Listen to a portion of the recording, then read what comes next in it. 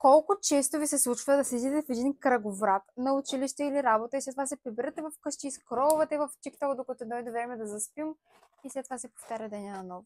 А колко често ви се случва дните да ви минават неусетно, защото просто не знаете откъде да започнете?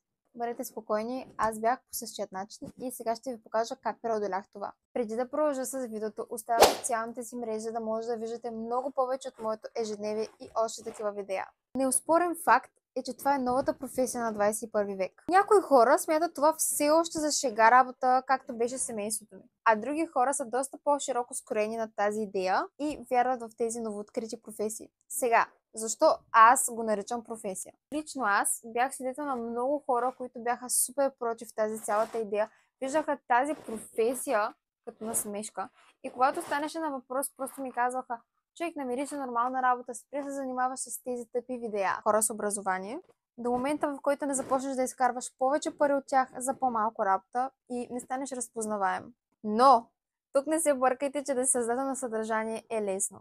Ще ви го съпоставя по този начин. Ако вие работите на нормална работа от 9 до 5, вие ще работите до 5. Работата, която ви е дал шефа ви, ще трябва да приключите до 5. След 5 имате ваше време. Докато ако работите сами за себе си, вие ще си разпределяте така времето, че да може да имате и за себе си, и за работа. Или ще го направите като ваш приоритет и ще се стремите да го развиете възможно най-бързо и ефективно. И ще работите до 4-5 сутринта. Сега ще ме питате: добре, какво толкова правите тези инфлуенсъри? Ще разберете, ако останете до края на видеото. Сигурна съм, че щом сте достигнали до това видео, поне веднъж в живота ви се е случвало да имате някаква нереализирана идея, която е различна от нормалната работа, но вашите семейства и приятели просто са били против и са ви казали с насмешка: човек, това са пълни простоти, спре да се занимаваш с тези работи, намери си нормална работа. И мога да ви кажа, че тук е най-добрата възможност да направите точно това нещо, както направих и аз. Защото 90% от хората, когато им кажат: човек, това са пълни простоти, ще слушат обществото, ще слушат няколко приятели, които са около тях.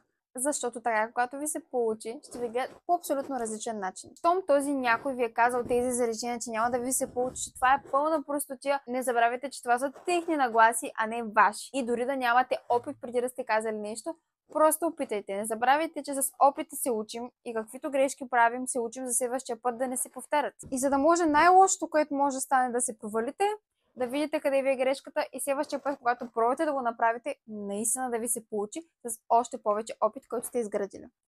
Ах, тези социални мрежи. Гледате социални мрежи и си мислите: ох, той е по-добър от мен, той от повече време се занимава с това нещо, аз няма смисъл изобщо да се занимавам. И се отказвате. Но тази мисъл остава в главата ви. Не спирате да си мислите: защо не го направих това, можех да направя това. А защо трябва да продължавате с можех това, можех онова? Пробвайте! Истината е, че всички тези инфлуенсъри, които виждате в социалните мрежи, които имат хиляди последователи, са градили профила с години. И повярвайте ми, всеки от нас се е провалял. Дори това да кача видео и да не събера толкова гледания, пак се води провал. И какво? Качвам следващото. Но това мислене се изгражда с годините и с провалите. Мислите си, че вече е прекалено късно да започнете. Не си мислите, че пазара е пренаситен. Макар че всеки вече се води инфлуенсър, защото си е купил чик, че има 10 000 последователя, не означава, че е такъв. Важното тук не е кога ще се появите в социалните мрежи и колко вече е пренаситен пазара от инфлуенсъри, а с какво ще грабнете аудиторията, с какво вие ще сте по-различни от тези други инфлуенсъри. И не си мислете, че за да започнете да се развивате в социалните мрежи, ви трябва хубаво и качествено оборудване. Трябва ви единствено телефон, добра светлина и интернет. Всеки го има това. Нямате оправдание вече. Ако вече сте взели решението да стартирате, или поне сте се надъхали да пробвате, изтеглете си CapCut още сега. Това е единственото приложение за начинаещи, което на този етап ви трябва. Има много начини как да пробиете в социалните мрежи. Можете чрез развиване на вашия личен профил, както правя аз. Можете да не си показвате лицето, можете и да го показвате, или можете чрез новото UGC Creator, което са точно такива профили, които не са толкова развити, нямат хиляди последователи, с които брандовете се свързват, за да може да им правят контент, който те да си качат в собствените си профили. Така че дори да сте по-срамежливи, защото знам, че имам такива последователи и не искате толкова да се показвате пред камера, няма проблем. Можете да се показвате само ръцете, можете да показвате само продукта. Това е изцяло по ваша преценка. Можете и да работите с някой вече развит инфлуенсър, който си търси хора, които да му обработват видеята или да му помагат с неговата работа. Когато напишете капкат Editing.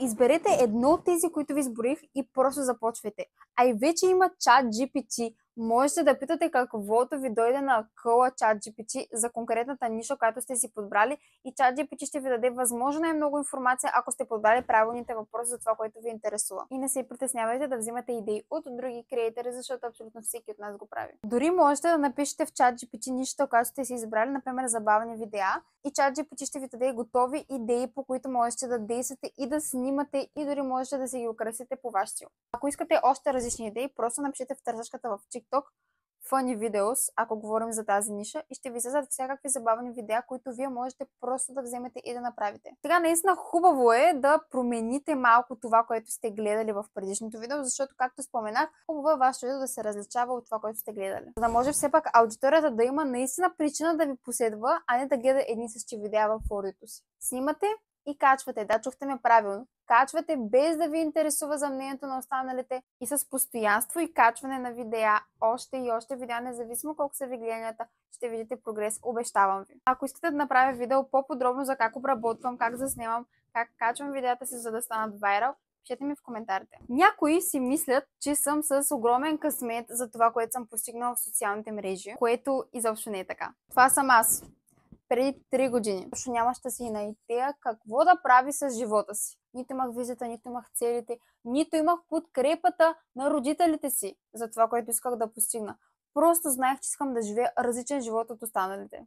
12 години от училищния ми живот аз съм била тормозена заради това, с което се занимавам. Какво ли не съм чувала от всички около мен? Тогава кръгът ми от хора беше доста по-голям, именно защото аз бях готова да загърбя това, което искам наистина да правя, само и само за да имам някакви приятели около мен, които тогава считах за приятели. Казвах си коя съм аз, за да може точно на мен да ми се получи с това, което искам. А от 7 клас нататък всичко се преобърна. Взех крайното решение, че ще пробвам, независимо от това какво другите около мен мислят и колко ме тормозят в училище. Качвах доста видеа, не получавах много гледания и постоянно чувах изреченията: тя кога ли ще се откаже? Не вижда ли, че не се получава и няма да се получи с тези социални мрежи? Почнах да се снимам и с професионална камера, развих се като модел, качвах тъпи видеа или както така ги наричаха всички около мен. А в 10 клас получих първото си предложение за работа с бранд, който тогава помня, че беше на бартер. 12 клас беше най-трудният ми период, защото тогава получавах възможно най-много хейт от всички години взети заедно. Тогава вече получавах платени реклами и изкарвах толкова добре платени реклами, че дори аз тогава не очаквах, че мога да получа такива пари от социални мрежи. Хейта продължаваше, но аз вече бях си намерила най-добра приятелка, която вярваше и вярва до ден днешен в мен и във всяко мое начинание. А сега работя с доста брандове и развивам доста бизнеси в техният личен TikTok профил, като използвам стратегията, която използвах върху моите профили. Хората, които ме хейтиха, в момента следят всяко едно мое стори и ми пишат поздравления. Това е знак, че когато вече постигнеш някакъв успех в живота и си достигнал някакво добро ниво в живота си, хората започват наистина да се интересуват.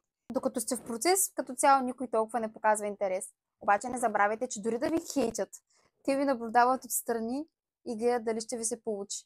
А когато ви се получи, гледайте им реакциите, защото това е най-забавната част. Това беше цялото видео. Надявам се да съм успяла да ви мотивирам поне малко и да съм ви дала знак да започнете точно сега, без да се интересувате от мнението на останалите, защото абсолютно всеки от вас, без изключение, можете да намерите своят начин, да успеете в социалните мрежи и да направите живота ви по-различен от на останалите. Можете да ме последвате в TikTok и в Instagram, както и тук в YouTube за още такива видеа.